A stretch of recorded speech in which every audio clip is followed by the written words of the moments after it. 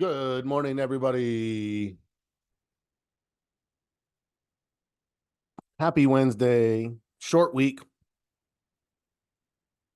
I'm going to give it just a second to let a few others in. Good morning, Michael. Good to see you, sir. Hope you had a lovely holiday. Good morning, everybody. Good morning, Perry. Whew, we had a session go a little long yesterday. I introduced butterflies and iron condors. If you've ever wondered about them, jump in.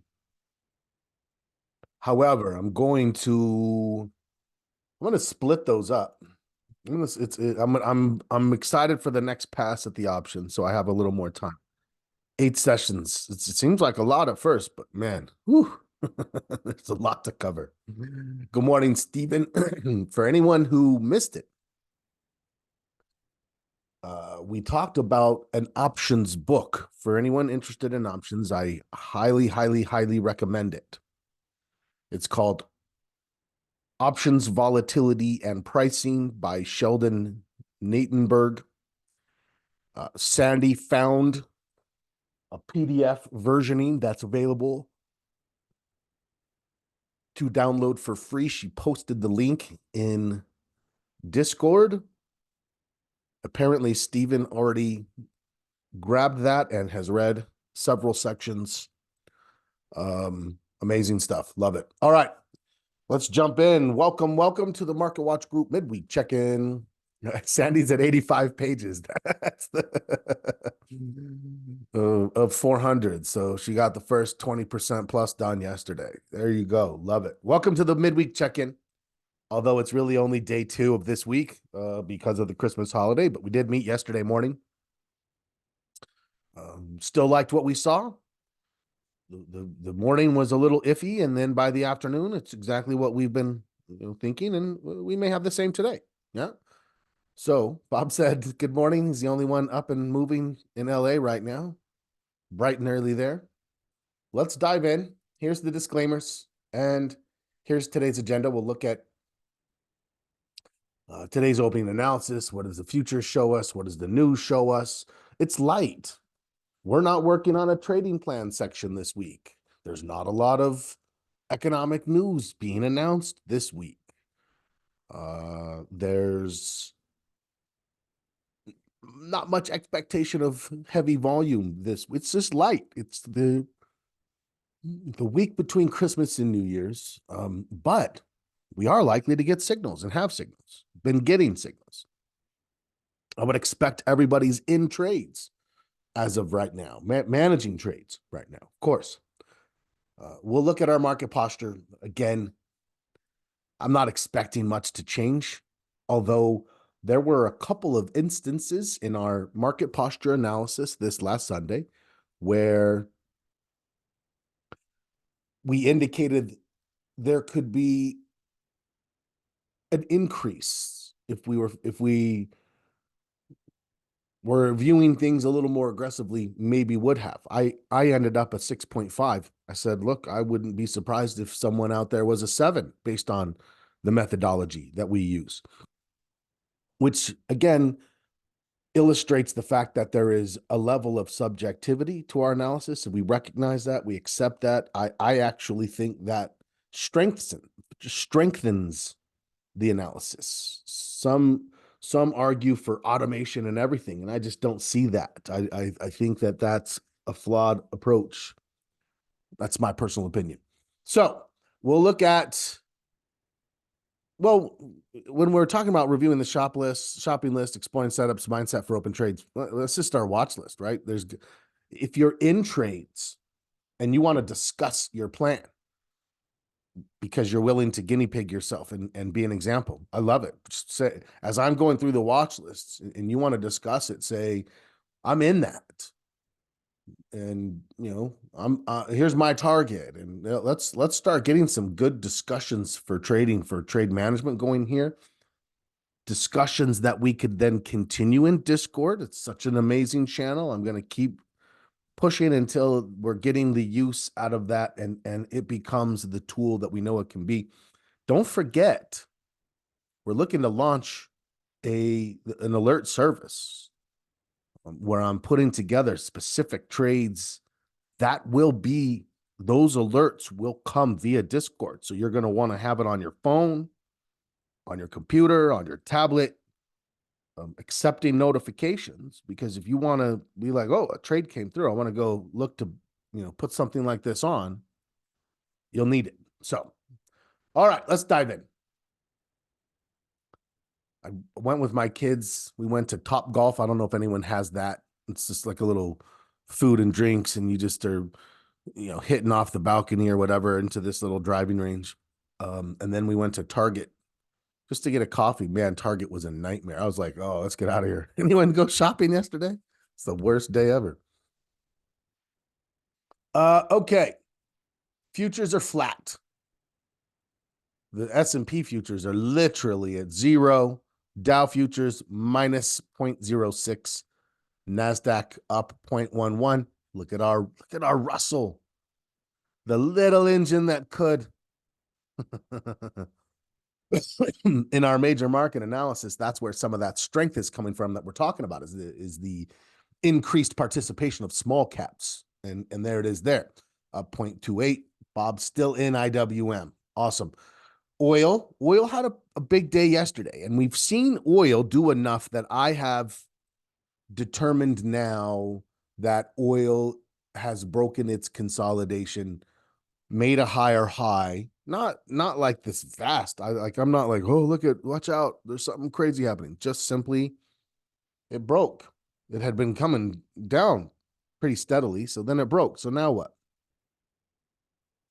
If it makes a higher low, I believe that provides us a great balancing trade. I'll do the same thing sometimes with staples and utilities, right? Staples and utilities are more the defensive. So healthcare, I don't know. I'm not a huge fan of healthcare it's like a hybrid. It's not quite growth. It's not quite defensive. Anyone else? Do you trade a lot of healthcare? I just don't tend to anyways, but those can provide balance to us. If we start to see those increasing, the implications are different. The implications are defensive. The implications are inflationary. But at the same time, those are the things that will likely move a little bit as the other stuff, the growth stuff, pauses or even consolidates. So let's just keep that in mind.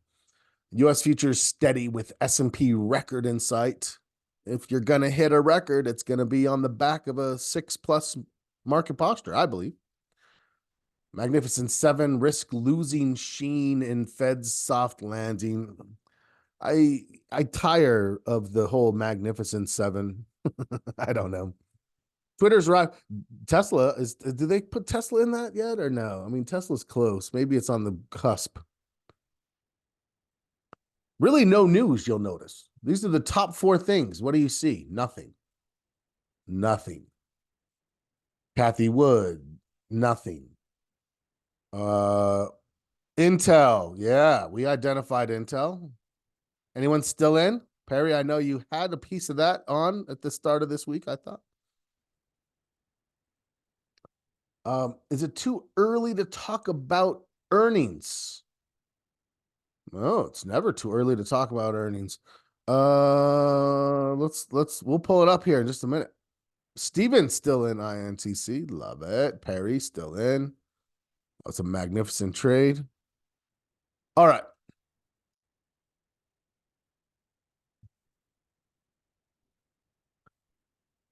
Oh, what is this? Lithium, world's largest reserve of lithium discovered beneath California's Salton Sea.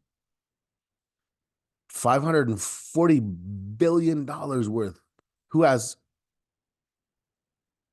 what companies? I'm going to look into that one right there. I want to know who benefits from that. Didn't someone pull up a battery company for us the other day? A lithium? Does that sound familiar? Let me know. What do we have today? Nothing. Nothing. We have nothing today. Literally, no events scheduled. Let me refresh this. I want to see what that home price index was. Oh, they didn't give me the actual? Is that okay? Nothing scheduled today. Tomorrow, jobless claims. Not much else. I mean, retail inventories, we don't expect much there. Pending home sales expecting to tick up a little bit. Nothing on Friday. You can see we have nothing. Bond market closes early on Friday. So it's yeah, I would say from an economic standpoint, we're more likely to coast than anything. So if we're coasting, the question is what direction? Things in motion tend to stay in motion. Okay, let's take a look at the current futures as they stand now. I'm going to switch out of the S&P. I'm going to go into the ESs. The ESs. Now these are minis. They now have micros even. So if you're if you're ever looking to have the ability to trade in the after hours, pre-market, aftermarket, even overnight, but still have leverage. I mean, you can certainly do a little bit of trading in stocks in there's 4 hours aftermarket, there's an hour and a half pre-market, but futures. For those of you who have been coming to our options, which are derivatives, and learning about derivatives, another variation of derivatives are futures contracts. So you can see we're down a tick now. Let's look at the way that it has been moving as we come up to the market. And you can see what happened here is about an hour ago, we had a surge and we were looking quite good. We were up near the overnight highs and not up to the tip top of yesterday, but close. And then all of a sudden we had a little bit of a sell-off. Now we're right back down into here. Looks like this is just a support level around 48.21. But definitely there's definitely something that caused concern. We dropped 7 points, which isn't much, of course. I mean, this is whatever you think this looks like, it's much less than what's going on during market hours. Here you can see the volume. This is during market hours. This is before, this is after. This is where all the action was, but it can move. It can move. Michael said he's been in LIT off and on, did not go anywhere, right? Same kind of thought. We obviously know how important lithium is, but it's funny. There's a lot of people who, when Biden was elected president, they're like, oh, the Democrats are in office. They're going to legalize pot in a few weeks. And pot stocks shot up and then they shot right back down and they're right where they were and not much has happened. Right? However, look at this long-term downtrend and what has happened recently. There's our opening bell. So we're going to get to our watch list here in just a minute. We were in this pretty, oh, Jesus. Hold on. Let me see. Pretty steady downtrend through here. You could easily put this with it. I see exactly what you mean, but right in here, what happened? We broke the consolidation. We did it on surges in volume. Busted above these old highs. Even now, cracked its head above the 50. So what does that mean to me? And where's my low, just for reference? That's my old low. My thought process here is, and I don't care if it goes below this one, but I definitely would want it to stay above this one. So if this pulls back and then starts to turn, now I would love to see in that article if, who, because rather than going, this is an ETF here, I might go try to find the 2 companies, 3 companies who might have some, I don't know, would that be excavation rights for that? I don't know.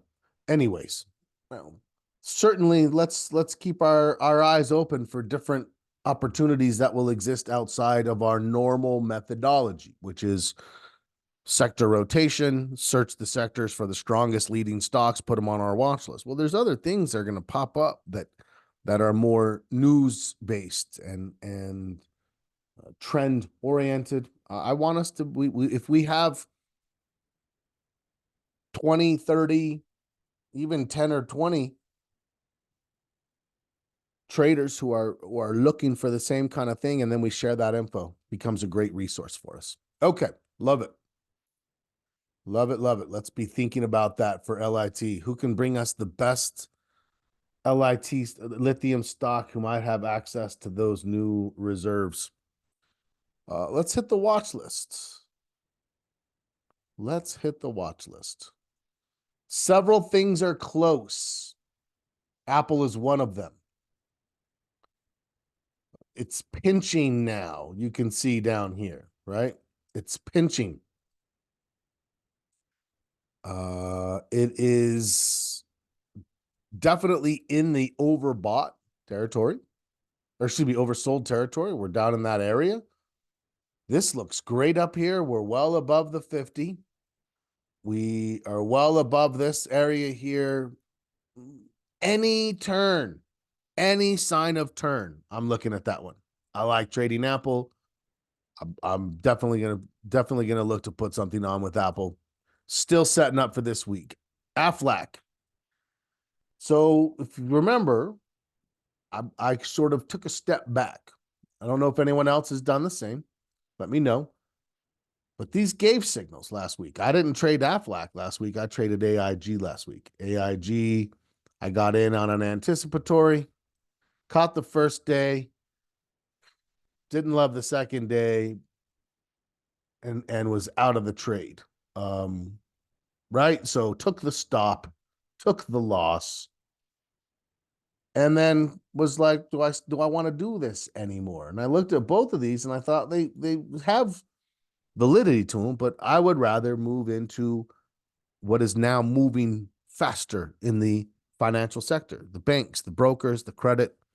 So I didn't look to put anything on in there, but I am going to continue watching them. They are a valid component of the financial sector. AMD. So AMD fired. Yeah. AMD fired a trade for us right there. We talked about that. Anyone in AMD, let me know. I wouldn't be surprised if you're in Intel, you're not really jumping into AMD at the same time. There's other signals, right? We talked about this. Don't find yourself with FOMO looking at the fear of missing out in the A's. We're in the A's. We had a number of stocks on our watch list across multiple sectors, giving us opportunities. Don't let FOMO force you into any trades. Let's just be patient. Bob's in this one, said he's down just a little. Yeah, looks like it has good momentum. Amazon. Okay, so Amazon, this could be your day. This seems to be turning. This is giving the candle. I don't think it's going to have a Heikin-Ashi. Maybe it does. Not quite, but I wouldn't have to put here's the thing I like about this. Sometimes I like trades, not because I'm like, oh, I'm so convinced it's going up, but because of how I have the ability to build the trade, to set my risk and say, you know what, I'm going to put my stop. I don't have to put my stop way back here at 150, 151, and take 3.5. I can put my stop back here and take 2. 2 of risk is better than 3.5 of risk. Because my target, let's see, last time we went 144 to 155, that's 11 points. So if we're going from this low, 153, that puts us at 164. Maybe somewhere up in here, 163. If I'm taking $2 of risk, I don't need 11 points. I could take half my profit or a third of my profits at a 3-to-1, tighten my stop, let it go. So if I take a risk of $2, My first target's going to be 6 above it. And I'm going to take some profit there, and then I'm going to move into a trail stop afterwards. I like the way this looks. AXP. AXP just really never gave us the consolidation, right? Never gave the consolidation. Love AXP. I want to trade it again. I definitely caught this. And now I'm not sure what we're doing here. Is I thought it was going to consolidate back down, and then it sort of just stayed here. I'm still going to wait. I think I'd rather wait for this to pull back. Might not pull all the way back, but it might give us another one of these 3-day consolidations. 1, 2, 3, 180. Let's be patient.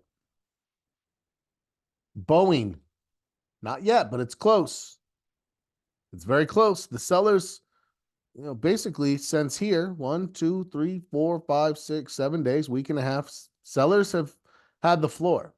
The buyers have taken a break, and the sellers have had whatever ability they could string together. What have they strung together? Not much. Not much. So should we be ready to trade it? Yeah. I think so. BK. Now you're looking at some of these financials. The financials are where we've seen signals already fire. Not moving much today, but it's on a valid trade. Can we use a continuation methodology here? Yeah. It's a little slow here, but you can see it was a little slow here. Ding, ding, ding. And then it accelerated up. So you could certainly come in, put a stop, maybe just back below this first white candle, low of 51.29. 0.5% below that puts me at 51.04. I'm only taking $1 of risk. $1 of risk. Can I take $1 of risk and catch a $3 move? Yes.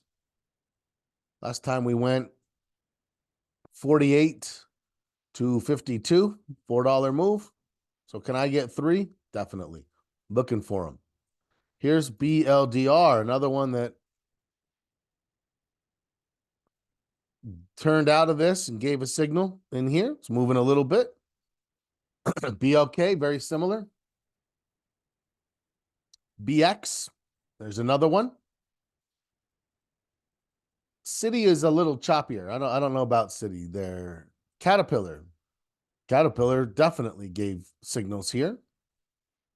Was anticipatory, confirmation yesterday, moving today. Anybody in Caterpillar?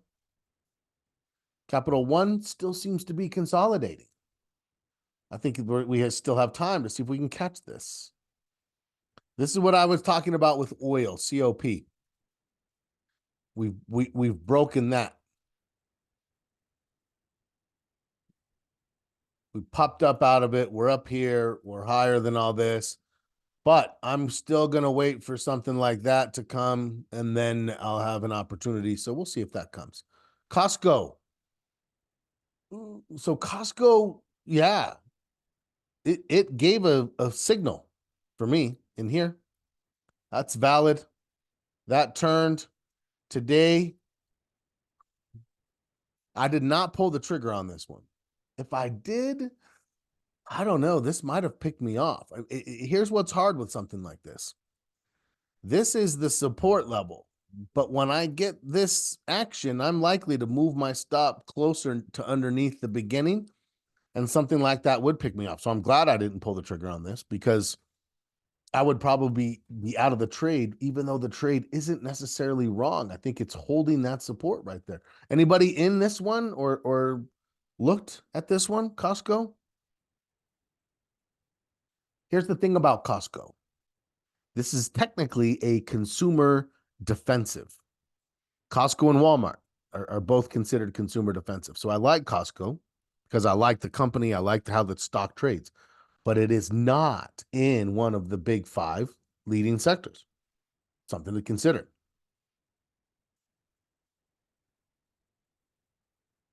Copart.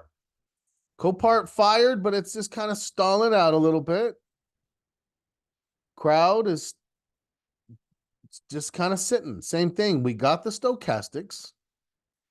We never quite turned, but I would actually look at this and think It's valid now, or you can decide if I want to wait for it to just, let me see if I can zoom in on this here.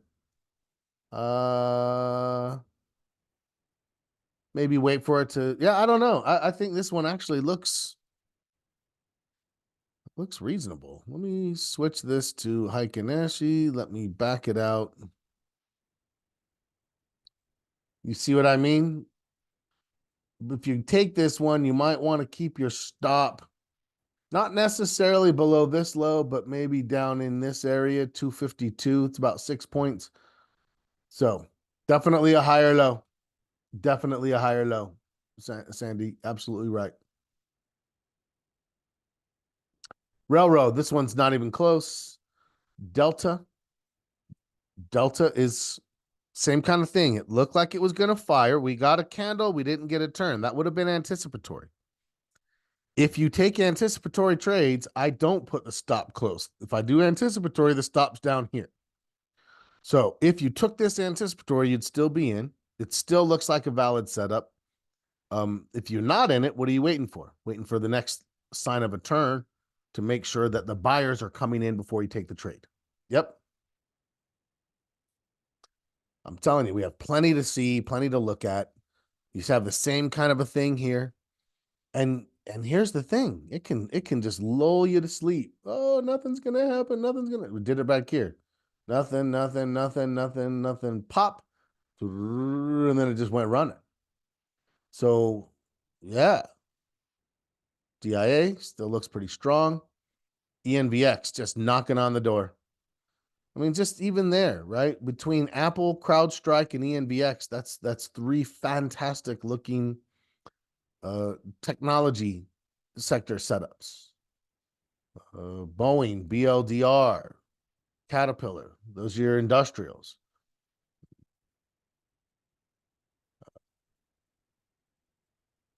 BK, BX, BLK, we've still got more to look at.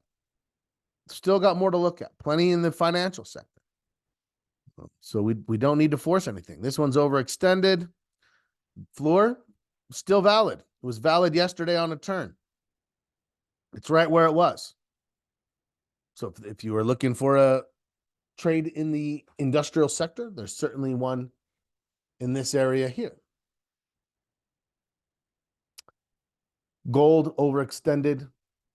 Google overextended. Home Depot, consumer discretionary. Flagging, maybe a little longer than a flag now. Had such a strong run up to new highs. Now the sellers have a chance. What do we have? We have this gap. It hasn't even come into this gap. It's pausing here now, 5 days straight sideways. As soon as we have some confirmation of the buyers, that's valid. That's another separate sector, the consumer discretionary sector. IBM gave us a good day yesterday. Pausing today. I'm on the path. But that puts tomorrow as being very important to us. Yeah. If it pops over here tomorrow, then we're like, wait a second, it's deviating from the path. If it can get back to bullish today, if it can accelerate tomorrow, great. But we need it to stay pretty close to this path for us to make it to the end of the week and have any hope at all at carrying it through into next week, which obviously that's where we're trying to get to, is into next week. So keep an eye on it. ICE, nothing for us. Gave a bit of a pop. This thing gives kind of violent signals to get in. Here's Intel, still going. And it just threw a whole new trade in there, right? You can see what I mean when I say these kind of flag patterns. And then once they turn, they can just go. You're either in it when it's gone or you're watching it. That's it. Nice catch to those who have that one. Here's IWM still moving higher. JP Morgan, still looks like it's hitting resistance. KKR, financials, boom, set up, ready to go. Look at that. Beautiful. Beautiful little flag consolidation back. Found some support, looking like it's pinching ready to turn. Love that. Fantastic. MasterCard, not as good. Meta. I'm done with all of I had both Google and Meta. I carried Meta longer, or I carried more of my position. Google, I had taken out most of it. I only had that last little piece. Meta, I was able to carry a little bit more of it, but out. Now what? Waiting for a consolidation. Microsoft. Okay. Is anybody still in this one? If so, please tell me that you are positive theta on that trade.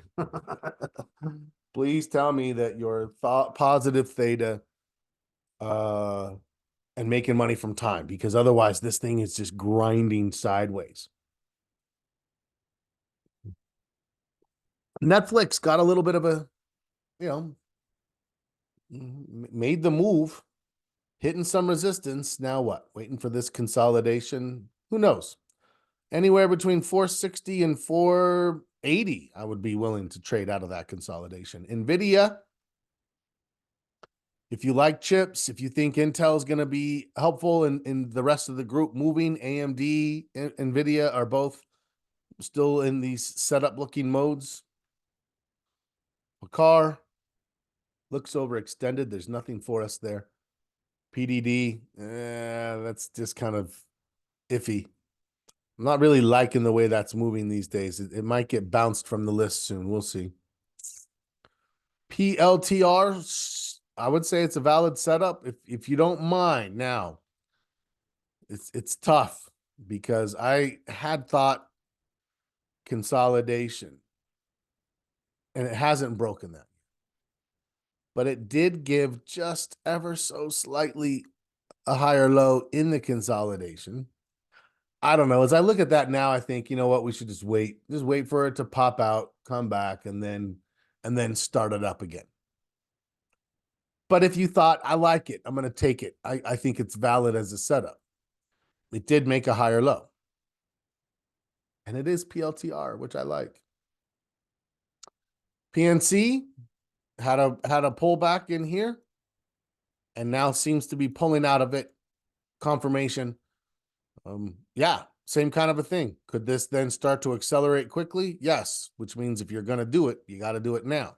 How does the Heiken Ashi look on this? I like PNC. I caught the last PNC. No, the first PNC, this one. This is the one I got right here. Nice little steady, starts to turn, catch it, boom, boom, boom, boom, boom. That's what we're looking for. Heiken Ashi. Yeah, I think what this could do is, rather than putting your stop below these shadows, which has you down at 149, you put it below this body, which has you down at 151. So in taking $4 instead of $6 of risk. And that might not seem like a lot, but it actually is quite a bit. It's quite a bit less risk. QQQs today have moved into positive territory, barely, 0.09. Royal Caribbean, consumer discretionary seems to be hitting some resistance. Rivian, automaker, industrial. The sellers haven't done much, but it hasn't started to turn either. So maybe be patient, but there's still something there. Roku, I didn't like. I thought it was too much of a consolidation. It's barely bouncing off the 50. Looks like it's struggling a little bit. Shopify, I do like. It's also struggling a little bit. Well, it's early in the day. We're 20 minutes in. We know not to make too many judgment calls based off of the first few minutes. SMCI still seems like a valid setup to me. Snap, still in a valid setup. This was a high flyer. This one's got some vol. If you look down here, it's got, when it was at this low, it was at 25. Now it's at 65. Significantly higher. Up here, it can get to 100. So this can have some expensive options. I would be looking to do a spread trade, not buy the options on this.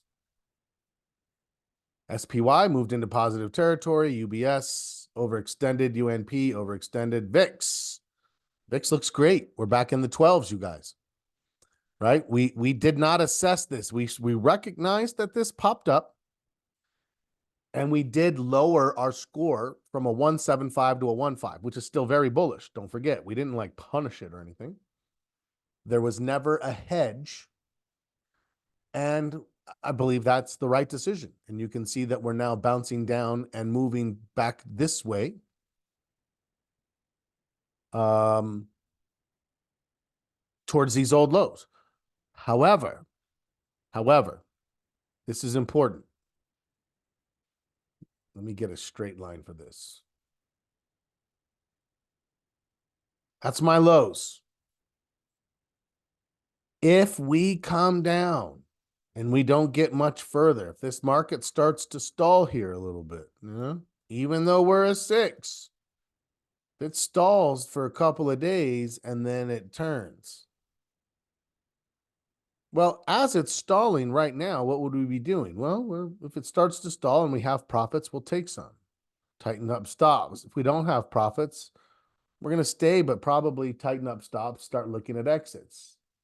We might slow down as the market doesn't move, slow down the call for new trades.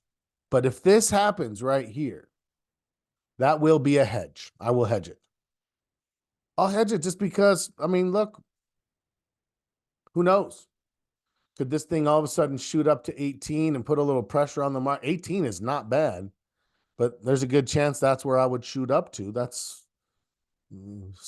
5 points of volatility. Market drops a little bit. I would want to hedge on. So is there a potential for a hedge over the next week setting up here? I would say yes. What do I think about CLS? CLS. Celestica. I don't know what it is, but I like its trend. It just made a new high. It's overbought, hitting some resistance kind of as we speak. But I would be willing to trade this. Volume is a little light.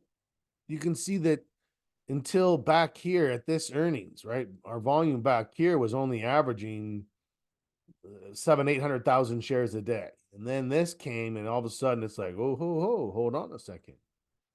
And you can see the volume doubled. At this point, it was average 2 million shares a day.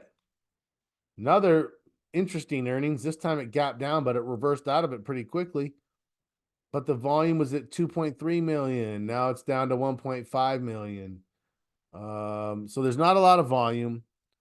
And so I wouldn't expect the options. It has options, but I wouldn't expect them to be, I wouldn't expect the options to be that liquid. I would think that they were a little bit inefficient. That's my assessment of CLS. Okay. Wells Fargo. Beautiful. Again, we have plenty. If you feel like you've missed something, there's plenty of setups in technology, plenty of still plenty of setups in financials, setups in consumer discretionary, and setups in industrials. The only thing that's really not right now is communication services. So if you are looking to trade, you can find something to get into. It's just how much and how much are you going to spread it? Yeah. WMB. If I'm going to do anything in oil, it would now be on COP. This one has not broken back above its high, so we'll see what happens there. WMT, no, nothing really for us. US Steel, once something is a candidate of a takeover, I'm reluctant to trade it. I would actually be more inclined to go to maybe Cleveland Cliffs, CLF.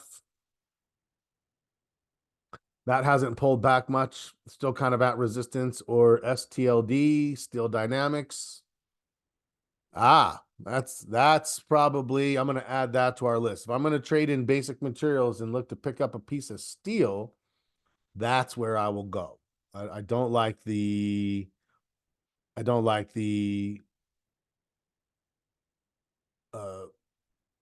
environment that is created by Nippon Steel trying to buy it. Bob's in AA. That's actually where I was going to go next to talk about earnings. So Alcoa, Dow component, aluminum. Woo, look at the aluminum.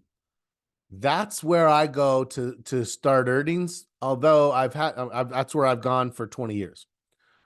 But if you notice, financials have this used to be like the start of earnings, still the start of earnings season, which is here, January 17th. So we've got about 2 or 3 weeks before we get to earnings season. The financials are going to report before that. So if you look at this one is January 12th. If I go up here to Citi, January 12th.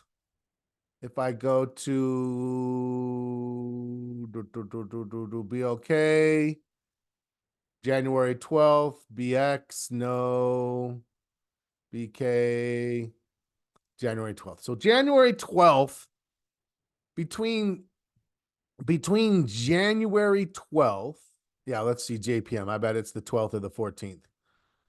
There's the 12th. So that's the first day that we have a major kickoff. And then there's a little bit of a break. And then Alcoa, what do we say it was? The 17th? Is that over a weekend? Let me see.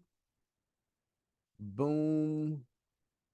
Yeah, so the 12th is a Friday. And then we have a weekend. And then basically so I don't really consider those. I mean, that's when things kick off. But you basically have a number of financial companies that report first. Then Alcoa goes on a few days later, and as soon as Alcoa hits, the window's open. And over the next 2 weeks, that's what we consider earnings season, where the vast, like 60-70% of companies are reporting earnings in that 2-week window. So that's why it's called earnings season, right? I mean, someone's reporting earnings every day, like at different times. Someone's spitting some earnings out. It's just that earnings season, that 2-week window where there's significantly more. So, all right. Any other questions? Any trades you're in that you're not sure what you want to do with? I know there was several people in IBM. We talked about that a little bit. You can see it's coming back up. We're only down 13. By the end of the day, we could be back up here at 164. Another bullish candle moving up the track, and great. We last another day. Now, real quickly, we were playing around in here yesterday with some butterflies. Butterfly, iron condor, right? What's the difference? You cut the top off and spread it out a little bit, and you get this. Those are both Vega negative strategies. That's for times when volatility is high and you expect it to drop. You want to be Vega negative. You can see butterfly, also Vega negative. We're not in a volatility environment where it's low and we expect it to drop. We're in a volatility where it's low and we expect it to rise. So what do we want our Vega to be? Positive. We want it to be positive. Now look at this Vega. Look at that big positive number. Look at this theta. I'm making $104 a day in time. Now, let me isolate a couple of things. The first trade was this one. And this one's actually come out a little bit. Why have I kept it on? In case the market drops, it gives me this back end back here. As a group, we added this trade after we talked about time spreads. This trade's in a great place. The first one's up about 300. This one's up. So if I put those two together, how did I get that? This is a calendar spread, Michael. Calendar spread. A great strategy that has adaptability that gives me positive time decay in a low implied volatility market. Positive time decay, low implied volatility market. Okay. Now, where is the calendar? The calendar is when you buy a contract short term and sell the same contract. Sell the contract short term, buy the same contract long term, and it creates this type of a risk profile. If you're curious, I would go into our options foundations and watch the time spread session. That's where we put these on. Now, if I put these together, it gives me this. And you'll notice this actually looks a little bit like an iron condor. It's not quite a flat top. Nope, you do them simultaneously. You buy and sell those contracts simultaneously as a unit. That's the trade. And you'll notice here, this looks like an iron condor, but instead of being Vega negative, it's Vega positive. So for this trade, I would actually like the market to pull back a little bit, but it's fine if it stays where it is. Now, remember, it's Wednesday. It's Wednesday today.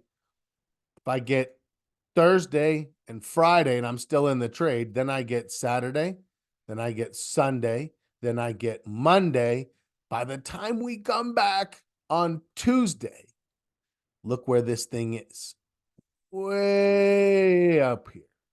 So my thought right now is, can I make it to Friday? If I can make it to Friday, it'll be magnificent. If this market starts to run, I might decide to just close this and take the profit. There's $600 on. Am I willing to risk 200, 300 of that profit for this to go a little higher in order to get just these next few days in? Yeah, because each day that I'm in the trade, I get another $100. So yeah, if it goes up a little bit, but I get another day and I can get to Saturday, then I get the rest of that pop. And then I'll be looking to close it down on Tuesday. Now, what else did we put on? We also put on a diagonal spread. So the diagonal is a little bit more directional, as you can see. We did a diagonal spread. We said, hey, if this thing comes up and the time ticks, when it gets up into this area, I'll be able to close my option and then sell another one and do it again. So this one, we might stay in a little longer, but basically what do I have to do with this? Nothing. The only thing I have to worry about is if this were to break 471.5 over here. If it got down to 469, 460, 470, I might take my loss. What would my loss be? $100, $150? Not much. It's already up 180, and if it gets up here, it's making $400 or $500. So you can see that the reward to risk on this is pretty good. I've told people I'm going to be coming in and reviewing these strategies. If you're like, I don't know what you're talking about with a diagonal spread, go take a look, because you can see it's a very cool trade. Very cool trade. And if I put all of it together, what would this look like on the S&P? I have this nice time decay structure here. I'm bullish, but not too bullish on this. I don't want it to move. I just want it to, basically, I want it to get me to Friday. If I get to Friday, then I'll be out of those calendars and I'll put new ones on. I'll put new calendars on, and we'll do that together. In fact, if the market drops, let me just quickly go see here. Ooh, look at that now. Now we're up on the S&P. The VIX is down to 1273. 2 weeks, 4 weeks. Let's actually do another one. We're going to do the 12th and the 26th. I'm going to go ahead and I'm going to add it here. So I'm going to go in. If you just want to kind of follow along, I'm going to go to calendar. I'm going to start at the 12th. And I'm going to go, let's go 477, just a little bit above where I'm going to go 470. I'm going to go 475s. Let me uncheck everything else so I can just see this one. This is what it looks like right now. If I wanted to move this a little bit, I could move it like this. And you'll notice I've now moved it. If you're a little more bullish as we speak, you might bias this a little bit to the upside. Is the initial price the ask? Yes. 62 cents because I'm a buyer. I'm a long calendar spread. So I can put this on. I give myself some Vega. I give myself positive theta. And I have the ability to adjust the trade throughout this week and all of next week. I can adjust it. What does adjust it mean? Add another one. So if I put this on and the market marches up here towards 483, I'll put another one on out here and give myself another double. If it drops, I'll look at doing something else down here. Or I could put this right smack in the middle. Right? 476. I'm going to go ahead and put this on 63-cent fill. And now we have, now what? I have even more 62 cents. So that's $62 per contract for that. So 10 of those would cost $620. Okay. All right. Well, we've got another one. We've got another round starting. First round went well. We've got another round starting while we have the diagonal spread going. All right. Tomorrow night, don't forget final options. Gary Pacanini, who is going to be joining us in the group and starting to help me, is going to be joining us. So he will be taking the implied volatility and options Greek presentation. Look forward to meeting him. We'll meet on Friday. We will be meeting on New Year's Eve Sunday for market posture. So plan for that. When did I post these? Go to your email and look for anything that's titled Options Foundations Recording. Options Foundations recording links, and they'll be in there. But I will go in today, Michael, and make sure that the Options Foundation in the content library, that they're all updated there as well. So if you pull up your content library, scroll down to the Options Foundations course, you'll see all of the options classes there. All right. It's good to see everybody. Enjoy the rest of your day. I'll see you guys not again until Friday. And as always, happy trading.